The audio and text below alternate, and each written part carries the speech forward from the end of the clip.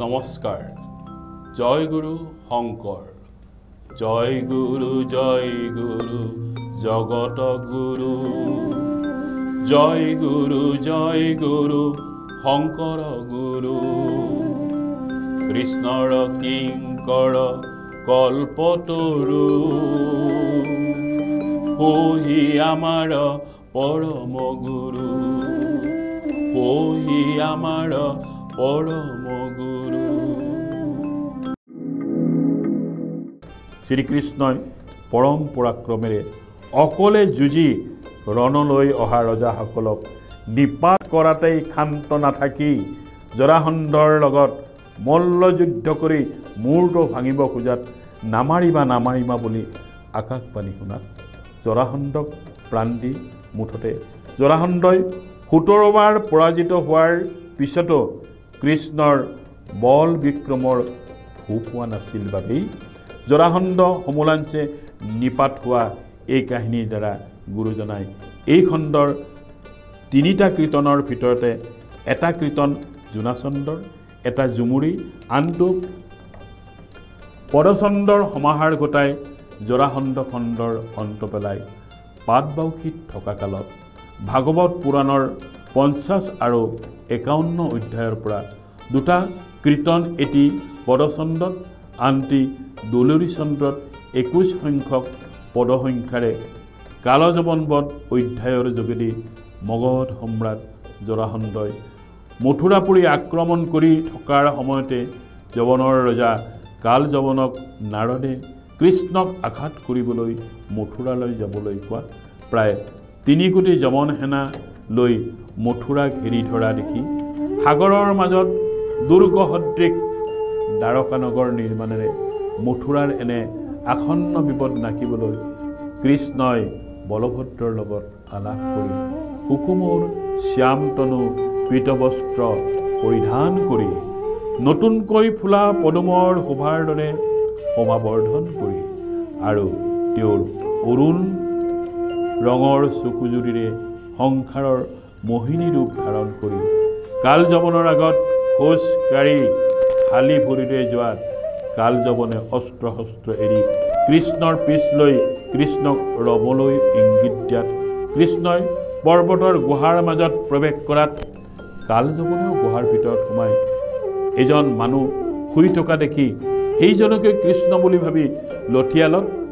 চিৰকাল শুই থকা সেই মানুহজনে অৰ্থাৎ মুচুকুন্দই সাৰ পোৱাৰ পিছত মুচুকুন্দৰ ৰুহৰিস্থিত কালযবনৰ গাত জুই লাগি ভস্মীভূত হোৱা অৰ্থাৎ কৃষ্ণই নিজেই যুদ্ধ নকৰাকৈ মুচুকুন্দৰ ক্ৰোধ দৃষ্টিৰে কোনো প্ৰাণীৰ প্ৰাণ নোলোৱাকৈ দুষ্ট কালযবনক নিপাত কৰা এই কাহিনীটোৰ পিছত ইক্ষ্বাকু বংশৰ ৰজা মান্ধাতাৰ পুত্ৰ মুচুকুন্দৰ ভগৱানৰ লীলা মহিমা শ্ৰৱণ কীৰ্তনৰ মহত্বৰ আধাৰত ৰচা মুচুকুন্দ স্তুতি অধ্যায়টি 4টা কীৰ্তন 51টা পদসংখ্যাৰে মুচুকুন্দই দেৱতাসকলৰ পৰা পোৱা বৰৰ জৰিয়তে নিদ্ৰাৰ পৰা জগোৱা কালযবনৰ ক্ৰোধদৃষ্টিত ধ্বংস হোৱাৰ বলতেই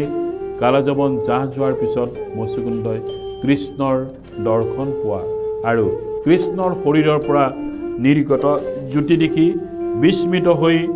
পৰিচয় সুধিলত কৃষ্ণই নিজৰ পৰিচয় দিয়াত মুচুকুন্দৰ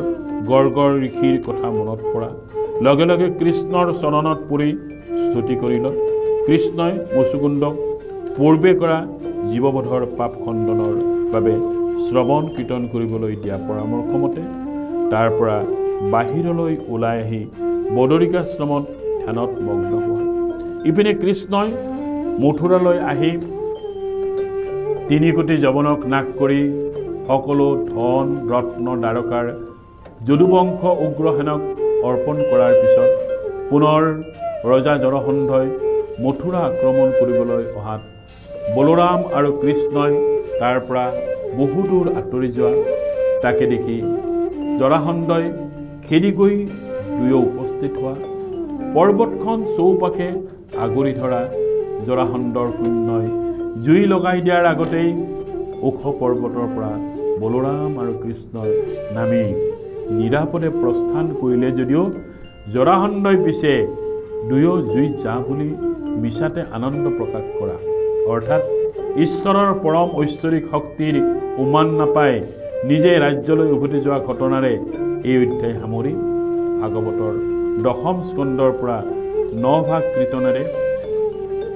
দ্বাৰকালীলাৰ ভগৱান কৃষ্ণৰ ওপৰত শ্যামন্তক মণি হৰণ কৰাৰ জাপি দিয়া এনে মিছা উপযোগ খণ্ডনৰ বাবে চেষ্টা। উল্লেখ্য যে শ্যামন্তক মণিৰ বিৰল গুণ, অৰ্থাৎ যি ঠাইতে এই মণি থাকে নিতৌ অস্তভাৰ সোণ ওলোৱা, কোনো দুৰ্ভিক্ষ নোহোৱা, মহামাৰী নোহোৱা, জীৱ জন্তুৰ প্ৰাণৰ ভয় নথকা, সকলো অপায় অমংগল দূৰ হোৱা ইত্যাদি এনে বিৰল গুণৰ কথা জানি দ্বাৰকাৰ সত্ৰাজিত আৰু প্ৰসেনজিৎ দুয়ো ভাইৰ ভিতৰত সত্ৰাজিতে কৰা সূৰ্য উপাসনাত সন্তুষ্ট হৈ উপহাৰ স্বৰূপে পোৱা এই শ্যামন্তক মণিটো এদিন কৃষ্ণই চাবলৈ বিচৰাত সত্ৰাজিতে চাবলৈ নিদি ভায়েক প্ৰসেনজিতক দিয়াত প্ৰসেনজিতে আনন্দ মনেৰে শ্যামন্তক মণিলৈ ঘোঁৰাৰে হাবিত চিকাৰ কৰিবলৈ যাওঁতে এটা সিংহই শ্যামন্ত মণিটো কাঢ়ি নি পৰ্বতৰ শৃংগত উঠাত সিংহক মাৰি জাম্বৱন্তই মণিটো নি গাঁতত থকা গৃহৰ শিশুসকলক উমলিবলৈ দিয়া। ইফালে সত্ৰাজিতে ভায়েক প্ৰসেনক মাৰি কৃষ্ণই শ্যামন্তক মণিলৈ গ'ল বুলি ভবা বা সন্দেহ কৰা কথা দ্বাৰকাত প্ৰচাৰ হোৱাত এনে কলংক নাখিবলৈ কৃষ্ণই ততালিকে লগত কিছু সেনা লৈ প্ৰথমে সকলো দিশ ধীৰে স্থিৰে নিৰীক্ষণ কৰি ভালুকৰ গাঁতৰ ভিতৰত এগৰাকী ঠাইয়ে শিশুসকলৰ লগত শ্যামন্তক মণিলৈ উমলি থকা দেখি লগে লগে এই মণি উদ্ধাৰ কৰিবলৈ জাম্বৱন্তৰ লগত যুদ্ধ কৰাত জাম্বৱন্তই কৃষ্ণৰ পৰিচয় পাই দোষ মৰিখন কৰাৰ বাবে কৃষ্ণৰ চৰণত প্ৰাৰ্থনা কৰাত যুদ্ধত ভাগৰি পৰা অসুস্থ জাম্বৱন্তই কৃষ্ণৰ শৰীৰৰ স্পৰ্শ কৰি সুস্থ হৈ উঠি অতি আনন্দেৰে জীয়েক জাম্বৱতীক কৃষ্ণলৈ বিয়া দিয়া লগতে হেঁপাহেৰে যৌতুক স্বৰূপে শ্যামন্তক মণি আগবঢ়োৱা পিছত কৃষ্ণই পত্নী জাম্বৱতীৰ সৈতে উপস্থিত হৈ সত্ৰাজিতক মণিটো উভয়তাই দি কৃষ্ণৰ বিৰুদ্ধে শ্যামন্ত মণি হৰণৰ মিছা অভিযোগ খণ্ডন কৰা এই কাহিনীৰে শ্যামন্ত হৰণ অধ্যায়টি জীৱনৰ শেষ পালে পাতবৌশীত থাকোঁতে 9টি কীৰ্তনে 70টি পদসংখ্যাৰে এই 9টি কীৰ্তনৰ ভিতৰত 3টি কীৰ্তন পদচন্দৰ, 2টি জোনাচন্দৰ, 2টি ঝুমৰা চন্দৰ, এটি দুলৰী চন্দৰ আৰু একাদশী দক্ষাক্ষৰী চন্দত বীৰ, কৰুণ, অদ্ভুত, ৰৌদ্ৰ আৰু ভক্তিৰসেৰে ৰচি সকলো চিন্তা বাদ দি হৰিনামৰ মাহাত্ম্য প্ৰকাশেৰে ভাগৱতৰ 10ম স্কন্ধৰ 69 সংখ্যক অধ্যায়ৰ পৰা কীৰ্তন ঘোষাৰ নাৰদৰ কৃষ্ণ দৰ্শন অধ্যায়টি মূলতঃ 5 ভাগ কীৰ্তনেৰে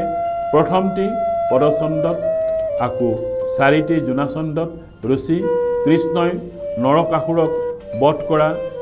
16,000 কন্যাৰ পানী গ্ৰহণ কৰা এনে আশ্চৰ্যকৰ ঘটনা দেখি দেৱৰ্ষি নাৰদে দ্বাৰকালৈ গৈ অভিভূত হৈ পৰা তথা কৃষ্ণৰ দাস হিচাপে তিনিও লগত নাৰদে বিন বাই অনবৰত কৃষ্ণৰ যশলীলা প্ৰচাৰ কৰি থকা দেখি কৃষ্ণই নাৰদক অনন্য ভক্ত হিচাপে জ্ঞান কৰি তেওঁ যে বৈকুণ্ঠ বা যোগীৰ হৃদয়ত নাথাকে